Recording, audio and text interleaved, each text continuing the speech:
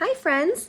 The title of my book today is called Chrysanthemum, and it's written by Kevin Hanks. He is the author. He wrote the words. The day she was born was the happiest day in her parents' lives. She is perfect, said her mother. Absolutely, said her father, and she was. She was absolutely perfect. Her name must be everything she is, said her mother. Her name must be absolutely perfect, said her father. And it was, Chrysanthemum. Her parents named her Chrysanthemum. Chrysanthemum grew and grew and grew, and when she was old enough to appreciate it, Chrysanthemum loved her name. She loved the way it sounded when her mother woke her up. She loved the way it sounded when her father called her for dinner. And she loved the way it sounded when she whispered it to herself in the bathroom mirror. Chrysanthemum, chrysanthemum, chrysanthemum. Chrysanthemum loved the way her name looked when it was written in ink on an envelope. She loved the way it looked when it was written in icing on her birthday cake. And she loved the way it looked when she wrote it herself with her big fat orange crayon. Chrysanthemum, chrysanthemum, chrysanthemum. Chrysanthemum thought her name was absolutely perfect. And then she started school. On the first day, Chrysanthemum wore her sunniest dress, her brightest smile, and she ran all the way. Hooray, said Chrysanthemum. School! She's so excited.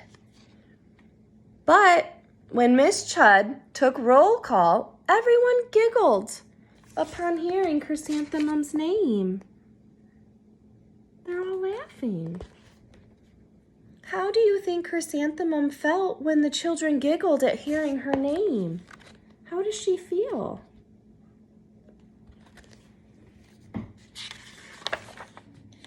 It's so long, said Joe. It scarcely fits on her name tag, said Rita. I'm named after my grandmother, said Victoria. You're named after a flower. Chrysanthemum wilted. She did not think her name was absolutely perfect. She thought it was absolutely dreadful. The rest of the day was not much better. During nap time, Victoria raised her hand and informed Miss Chud that Chrysanthemum's name was spelled with 13 letters. That exactly is half as many as the entire alphabet, Victoria explained. Thank you for sharing with us, Victoria, Miss Chud said. Now put your head down.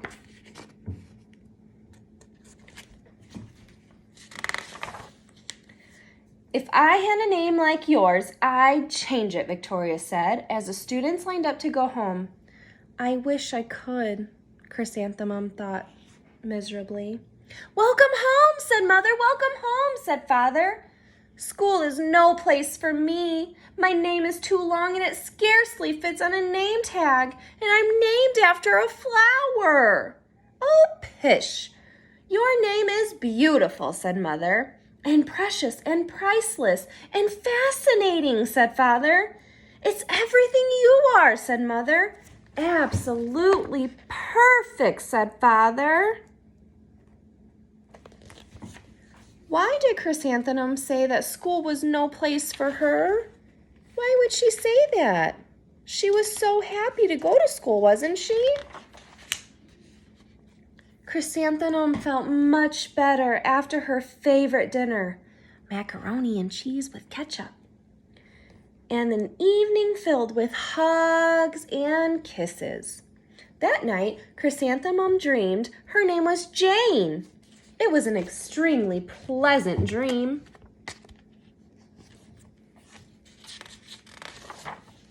The next morning, Chrysanthemum wore her most comfortable jumper. She walked to school as slowly as she could. She dragged her feet in the dirt. Chrysanthemum, chrysanthemum, chrysanthemum, she wrote. She even looks like a flower, said Victoria as Chrysanthemum entered the playground. Let's pick her, said Rita. Let's smell her, said Joe. Chrysanthemum wilted. She did not think her name was absolutely perfect. She thought it was absolutely dreadful. What do you think the word wilted means?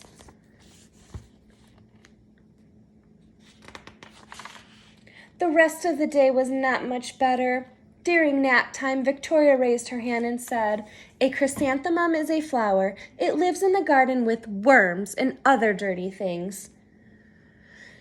"Thank you for sharing with us, Victoria," said Miss Chudd. "Now put your head down, please." "I cannot believe your name," Victoria said as the students lined up to go home. "Neither can I," said Chrysanthemum miserably. "Welcome home," said Mother. "Welcome home," said Father. "School is no place for me," Chrysanthemum said. "They said I even look like a flower, and they pretended to pick me and smell me." "Oh, pish," said Mother. "They're jealous and envious and discontented," said Father. "Who wouldn't be jealous of a name like yours?" said her mother. "After all," said Father, "it's absolutely perfect." Chrysanthemum felt much better after her favorite dessert, chocolate cake with buttercream icing, and an evening full of hugs and kisses. That night, Chrysanthemum dreamed that she really was a chrysanthemum. And she sprouted leaves and petals, and Victoria picked her and plucked her leaves until all the petals were gone and she was only a scrawny stem. It was the worst nightmare of Chrysanthemum's life. Chrysanthemum wore an outfit with 7 pockets the next morning. She loaded pockets with her most prized possessions and good luck charms. Chrysanthemum took the longest route possible to school. She stopped and stared at every and each flower. Chrysanthemum, chrysanthemum, chrysanthemum. That morning, the students were introduced to Miss Twinkle, the music teacher. Her voice was like something out of a dream, just like everything else about her. The students were speechless. They thought Miss Twinkle was an indescribable wonder. They went out of their way to make a nice impression. Mrs. Twinkle led the students in scales. Then she assigned roles for the musical. Victoria was chosen to be the dainty fairy queen. Rita was chosen as the butterfly princess. Jo was chosen as the all-important pixie messenger. And Chrysanthemum was chosen as the daisy.